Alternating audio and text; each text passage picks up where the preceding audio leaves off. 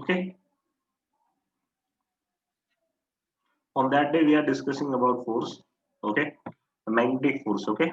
Before that, we have taken the sign convention as if you find such dot, so that means your force is emerging out of plan of the paper, and if you find the cross, so your force will be going inside the field or of current is going into the plan of paper. Okay, it is emerging out of the plan of paper and it's going inside to the plan of the paper.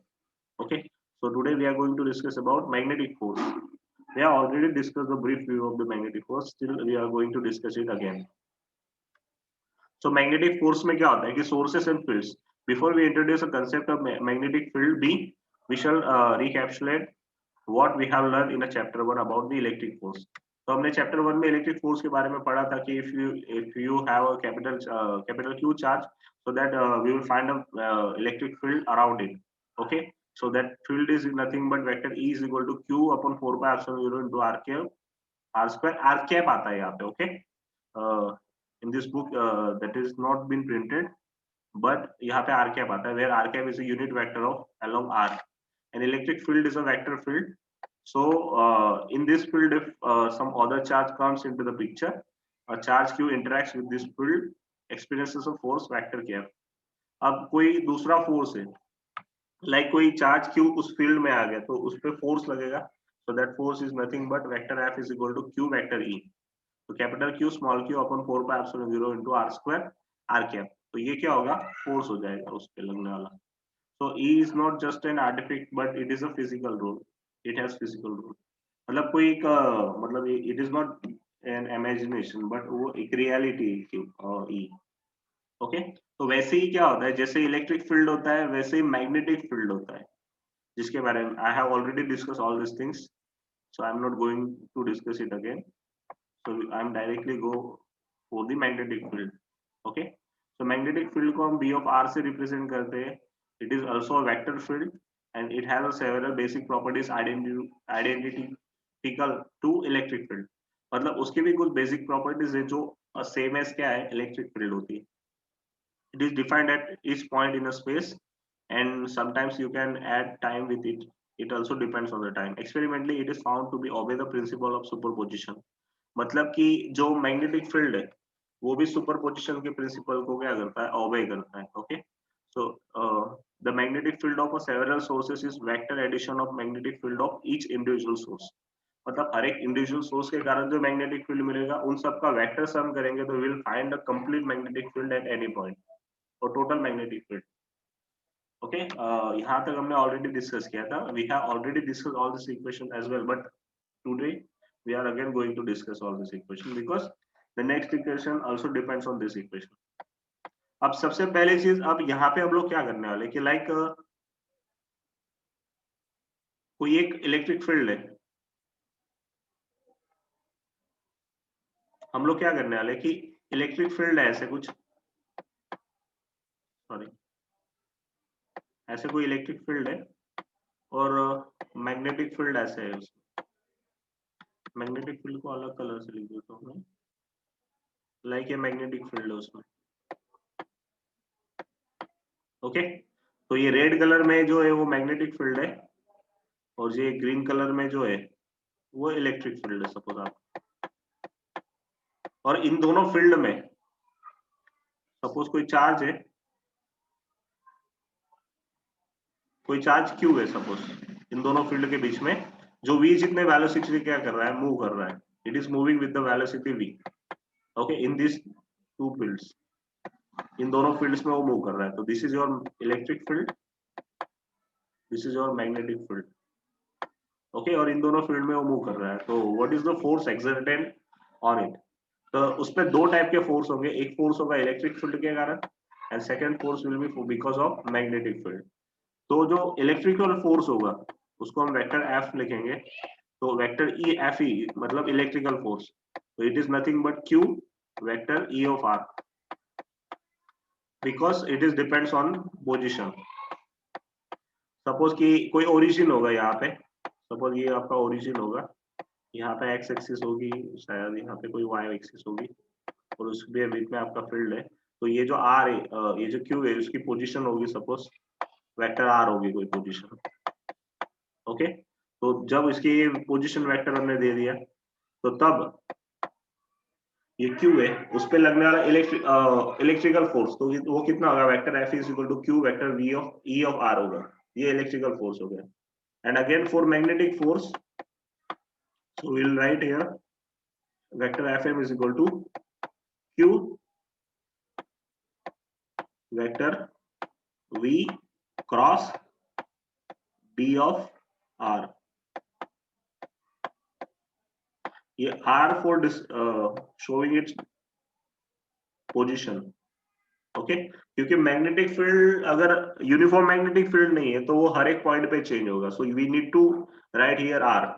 Electric field भी अगर ये uniform electric field नहीं तो it will change it position by position, so we need to write here R. इसलिए R लिखना जरूरी होता है।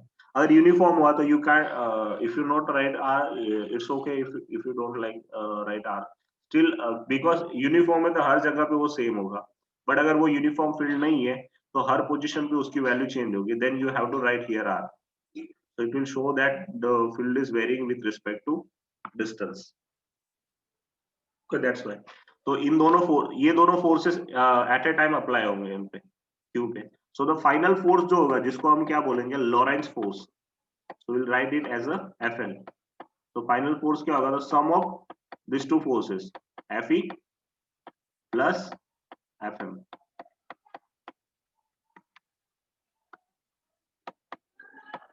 Fe प्लस Fm होगा। So Fe is nothing but Q E of R, और Fm क्या होगा आपका Q vector V cross B।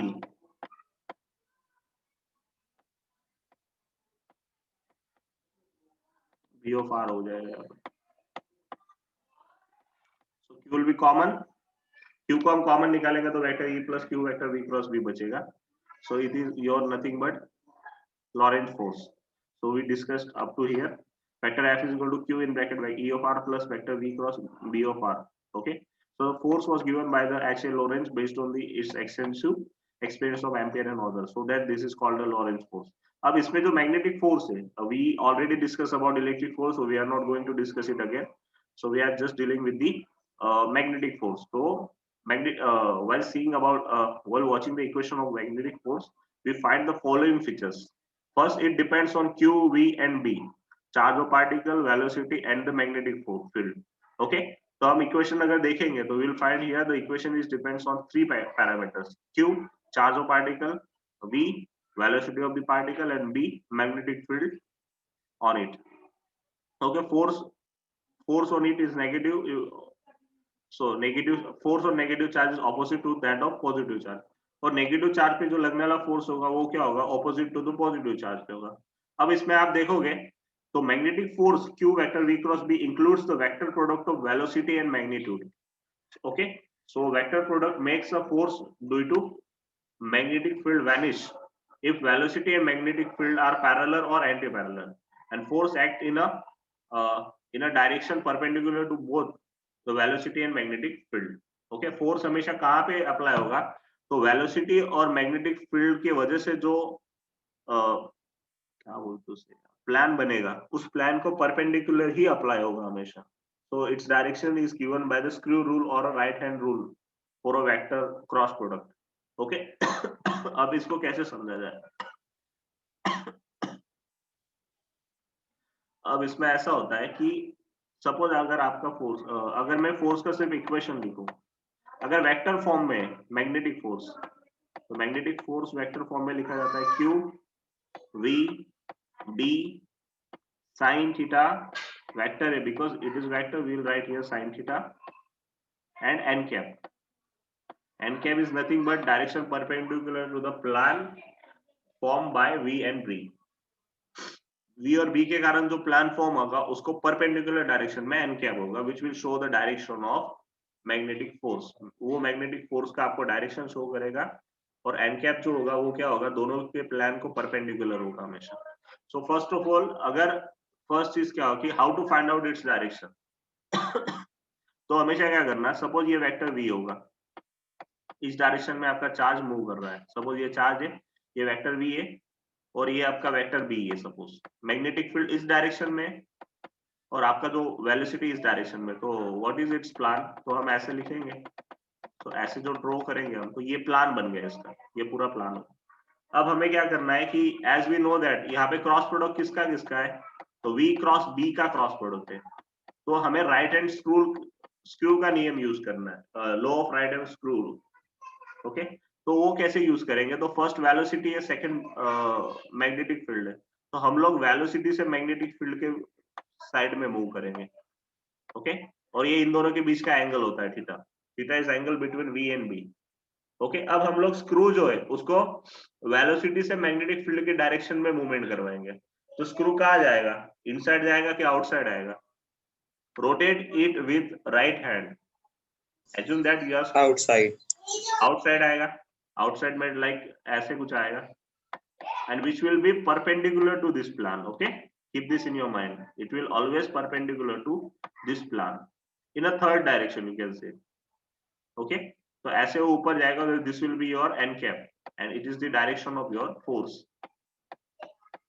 तो इसमें दो ही चीजें याद रखनी होती है for direction of force, अगर वेक्टर प्रोडक्ट है तो always rotate your screw from velocity to magnetic field, so if it will outward direction, अगर आप मतलब उस स्क्रू अगर आपका बाहर की डायरेक्शन में आएगा, आउटवर्ड डायरेक्शन में आएगा, तो इट्स डायरेक्शन इज आउटवर्ड, और इनसाइड जाएगा तो its direction will be inside, okay. ये आपने 11th में पढ़ा है वेक्टर वाले चैप्टर में, so I am not going in a very deep. और ये हमेशा परपेंडिकुलर टू द प्लान ही होगा, हमेशा जो डायरेक्शन होगी वो थर्ड डायरेक्शन है, it will always been perpendicular to plane. Suppose कि अगर मैं ऐसा लूं कि वेलोसिटी को एक्स एक्स के डायरेक्शन में ले लूं और मैग्नेटिक फील्ड को अगर मैं वाई के डायरेक्शन में ले लूं, दिस इज योर वाई, सो आपका जो फोर्स होगा वो थर्ड डायरेक्शन मतलब जेड में होगा, और ये तीनों एक दूसरे को क्या होते हैं, हमेशा परपेंडिकुलर ही होते हैं, okay, something like that, okay. But इनके बीच का एंगल 90 होता है, here is not a 90 angle, it is angle is theta, okay, first. अब सेकेंड थिंग, अगर आपका वेलोसिटी और फोर्स दोनों एक दूसरे को परपेंडिकुलर है, लाइक सॉरी पैरेलल है, velocity and field is parallel, या फिर एंटी पैरेलल, लाइक वेलोसिटी इस डायरेक्शन में और फील्ड इस डायरेक्शन में, एंटी पैरेलल, ये एंटी पैरेलल हो गया, ये पैरेलल हो गया, तो पैरेलल के केस में एंगल आपका 0 होता है, एंटी पैरेलल के केस में आपका एंगल 180 होता है। इन दोनों केसेस में क्या हो जाएगा, तो आपका फोर्स क्या हो जाएगा, इस केस में भी आपका फोर्स क्या होगा, 0, क्योंकि साइन 0 इक्वल्स टू 0, और इस केस में भी क्या हो जाएगा, फोर्स 0, क्योंकि साइन 180 इक्वल्स टू 0। सो अगर आपके फोर्स और वेलोसिटी आर पैरेलल और anti parallel, there is no force on charge, तो वो तब सिर्फ इलेक्ट्रिक फील्ड के कारण मूव करेगा। अगर इलेक्ट्रिक फील्ड और मैग्नेटिक फील्ड दोनों एक साथ है और उस टाइम पे जो चार्ज है वो मैग्नेटिक फील्ड के डायरेक्शन में मूवमेंट कर रहा है, तब उस पर सिर्फ इलेक्ट्रिक फोर्स अप्लाई होगा, मैग्नेटिक फोर्स अप्लाई नहीं होगा, because they are travelling in a parallel direction और एंटी पैरेलल, ऐसे कुछ होगा। बट अदर सिचुएशंस लाइक अगर ऐसा हुआ कि आपका वेलोसिटी इस डायरेक्शन में and your force in 90 degree, force नहीं सॉरी, मैग्नेटिक फील्ड इस डायरेक्शन और इन दोनों के बीच का डिस्टेंस एंगल अगर 90 हुआ या π/2 हुआ, तो your force will be maximum, तब आपका फोर्स जो होगा वो क्या होगा, m विल बी मैक्सिमम होगा आपका फोर्स, और कितना होगा वो, I am talking about only magnitude, so ये एन कैप नहीं लिखूंगा मैं, तो तब आपका फोर्स होगा q v b होगा, क्योंकि साइन 90 क्या हो जाएगा, 1 हो जाएगा, sign 90 becomes 1, so this is your maximum force, okay, any doubts? So I have discussed up to no here, sir, okay, easy है, that is not that much harder. So magnitude of a force is 0 if the charge is not moving, और सबसे important चीज क्या है कि force का magnitude कब 0 होगा, एक तो चार्ज 0 होना, चार्ज की वेलोसिटी अगर 0 हुई तो मैग्नीट्यूड 0 होगा। अगर अब हमारे पास तीन केसेस है कि लाइक कि फोर्स का जो इक्वेशन बन रहा है वो तीन चार चीजों की वजह से बन रहा है, एक Q, एक V, एक B और एक theta. You can see from here, इसको अच्छे से अंडरस्टैंड करना क्योंकि बहुत सारी चीजों में ये इंपॉर्टेंट होता है। अब ये एक फोर्स जो है आपका, ये मैग्नेटिक फोर्स जो किस पे डिपेंडेंसी कर रहा है, चार्ज क्यू, एक वेलोसिटी, एक magnetic field and theta.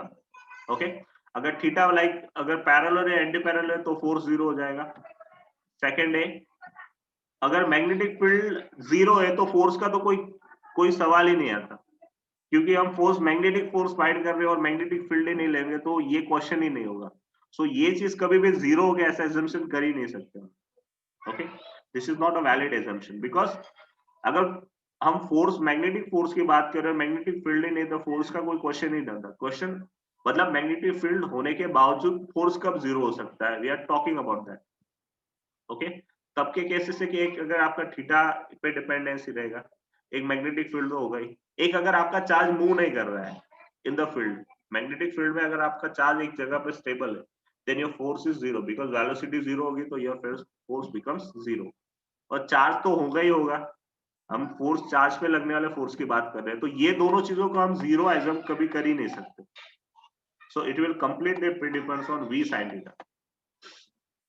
Okay, तो ये दो चीजें कांस्टेंट ही बन जाएगी उसके लिए। हाँ, वेरिएंट फील्ड हो सकता है, इट वोंट मैटर्स कि ये कांस्टेंट बन जाए, वेरिएंट फील्ड हो सकता है, but still it's only depends on v and sin theta. अगर फील्ड वेरिएंट होता है तो सिर्फ फोर्स की वैल्यू में चेंज आएगा, बट हम ऐसा एजम्पशन कभी नहीं कर सकते कि फोर्स ही आपका मैग्नेटिक फील्ड ही 0 हो, तो कोई क्वेश्चन ही नहीं बनता फोर्स वाला। Got it? ओके, यहां तक समझ में आ गया? Any doubts? अभी अबाउट यूनिट, अब उसके यूनिट के बारे में सोचते हैं। तो हमारे पास इतनी सारी चीजें, हमें फोर्स का यूनिट पता होता है, न्यूटन होता है, चार्ज का यूनिट पता होता है, वेलोसिटी का पता है, तो साइन थीटा तो यूनिटलेस क्वांटिटी है, so we can find the unit of b, मतलब magnetic field. So we'll use only this much amount of equation. Okay, so force is equal to यहाँ पे क्या है, qvb.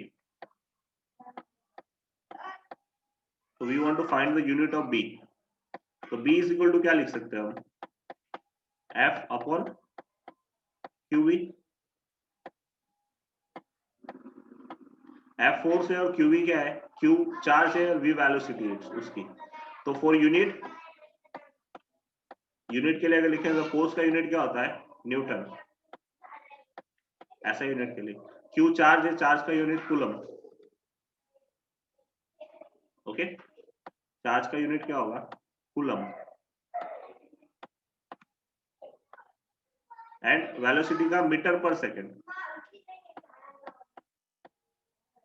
अगर ये सेकंड में कूलम के डिनोमिनेटर में लेके आओ तो what will happen, the Newton यहाँ पे कूलम पर सेकंड हो जाएगा और इनटू मीटर आ जाएगा। So you know this quantity. Anyone can say what is this quantity? Coulomb per second क्या होता है? Ampere. Ampere. Okay. Current. So we can write here ampere into meter. So what will be the unit of magnetic field? Newton, meters inverse, ampere inverse. या ऐसे भी लिख सकते हो आप, ऐसे लिख सकते हो या फिर ऐसे लिख सकते हो, newton metre inverse, ampere inverse. But secondly actually ये जो इसका जो आइडिया था, कंप्लीट आइडिया मैग्नेटिक फील्ड का, ये टेस्ला ने दिया था। दैट्स व्हाई फॉर इट्स उसके मतलब for remembering tesla we will write the ऐसा unit of magnetic field as a tesla. तो मैग्नेटिक फील्ड का ऐसा यूनिट क्या लिया जाता है, टेस्ला। बट टेस्ला भी बहुत लार्जर यूनिट है, तो उसके लिए एक स्मॉलर यूनिट लिया जाता है मैग्नेटिक फील्ड के लिए, गाउस। ओके, तो 1 gauss is equal to 10⁻⁻⁴ tesla होता है, याद रखना। 1 गाउस इज इक्वल टू क्या होता है, 10⁻⁻⁴ टेस्ला, क्योंकि ये टेस्ला बहुत बड़ा यूनिट हो जाता है। That's why we are only dealing with the gauss, क्योंकि गाउस बहुत छोटा यूनिट होता है। So 1 gauss is 10⁻⁴ tesla. Understood? Any doubts?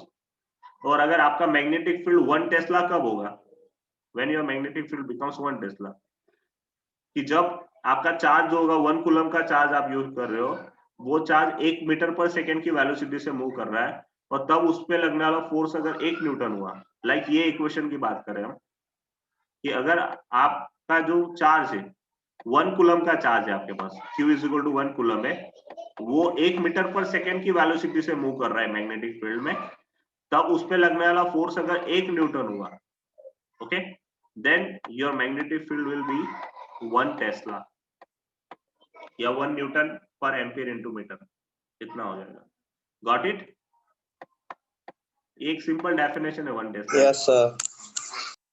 Okay, सो यहां तक का हमने डिस्कशन कर लिया।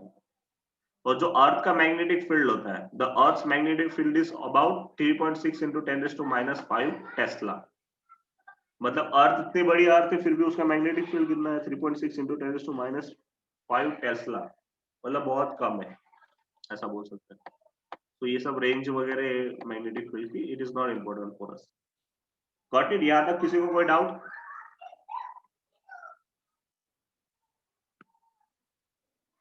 Any doubts? No sir. Nikhil, Nishant, Pooja? Sir फिलहाल तो नहीं आ रहे, बाकी पढ़ने सही के है ना? बाद अभी तक का समझ में आ गया ना पूरा? ओके, इजी, कोई हार्ड नहीं इतना। सारे यूनिट्स वगैरह सबको अच्छे से समझ लेना। इन सब चीजों का स्क्रीनशॉट निकाल के रखो, आपको काम लगेगा बाद में कभी समझने के लिए।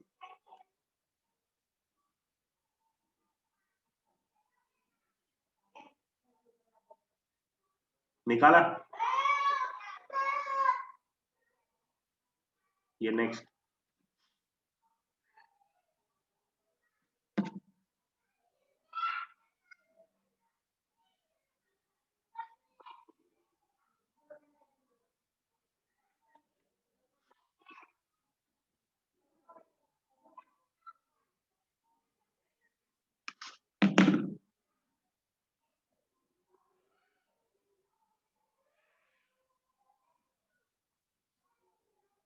नाउ अब magnetic force on a current carrying conductor.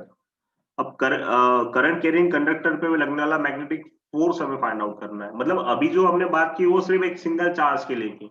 अब number of charges moving with at simultaneously, so we can say it is your current.